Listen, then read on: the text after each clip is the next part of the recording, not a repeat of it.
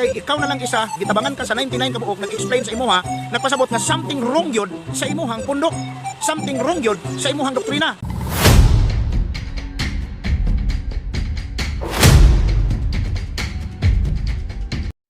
Kung ang prinsipyo tungod kay gitabangan ka or daghan kaayong nangurheer nimo, ang katong nangurek nimo or tinuod na sila, usa ka na ka dako nga butang nga diin pagpamatuod nga even ikaw nga nagsulti di ka tinuod. Nanuman kay okay lang untag nagkahiusa mo. Kanang not less than 45,000 Christian denominations nga milukop sa tibuok kalibutan nga nangatake sa simbahang Katolika, sa ilang isig ka mga pundok, di po sila magkasinabot. Okay lang unta nga kanang 45,000 Christian denominations, usa lang nakabuok. Kaya para makaingon ta ba nga, gikorek sa daghan, tinuod yun ni, kining maong mga tawanan, pero ako mo nagkasinabot. Bisag ika na imuhang pundok, o ba mga pundok, ako mo nagkasinabot. Ako mo nagkahiusa. So, buot ipasabot, dili ang katong pundok nga inyong gikurhier ko no kining maong simbahang Katolika ang sayop kamo ang sayop ngano man kay na man nagkadaiyang interpretasyon sumala og subay sa inyohang gibasa sa balaang kasulatan. Number 2, ang kamatuoran di man pud napadaghanay ngano man kay kun ato ang tan-aw ng balaang kasulatan daghan ba ang mga laglag, daghan ba ang maadtong impyerno nga pagkahuman kumingon ta og ang kamatuoran nagabase sa gidaghanon mamahimong tinuod to nagpapatay kang Kristo sa dihang tawag ining tara si Kristo sa humanan, daghang kay mga tao nga nagsinggit nga ilansang siya sa krus. And lastly, bisan paggamay raw tanawa, di ba? Ang balaang kasulatan nagtug-an. Una, si Kristo ang una, usa ra ka buok, pagkahuman, ikaduha, nahimo silang 13, akit apil tong 12 ka mga apostoles, nahimong 72, nahimong 150, ug uban pa.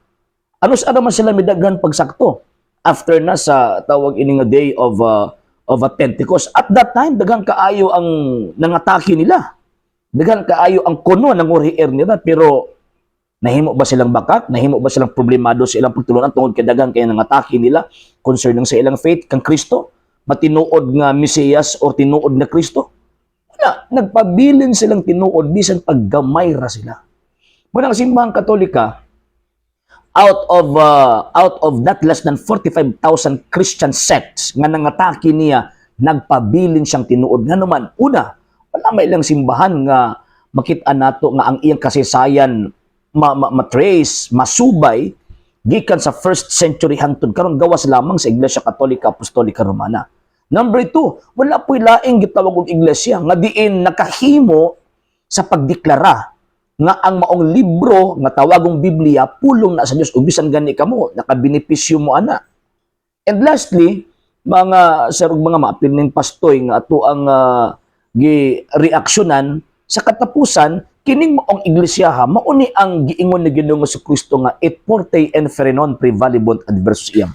Bisag ang ganghaan sa impyerno dili gyud makabuntog niini. From the time of the apostles until now, wa kini mabungkag ng simbahan nakit. Tama ug tinuod ang gingon ni Ginoong Jesucristo nga ako magauban kaninyo kanunay hangtod sa katapusan sa kalibutan.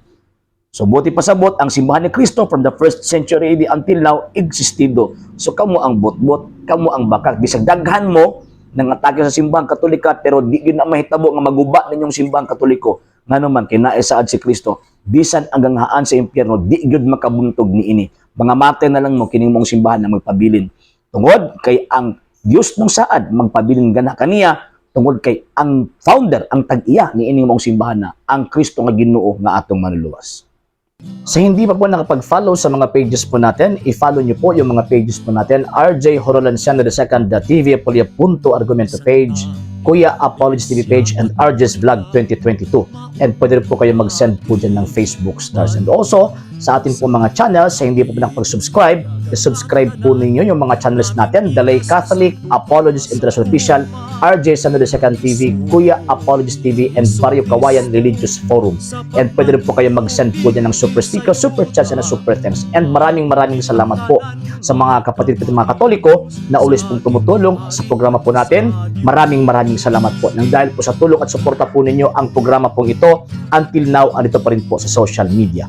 And until now din po, nangangailangan pa rin po tayo sa tulong at suporta po ninyo dahil wala po kami magagawa rito mga sir, mga ma'am, kung wala po yung tulong at suporta po ninyo. Sa gusto pong tumulong, sa gusto pong sumuporta, pwede po ninyong ipadala ang tulong at suporta po ninyo sa pamamagitan po ng ating mga account numbers dyan po sa ating pong screen.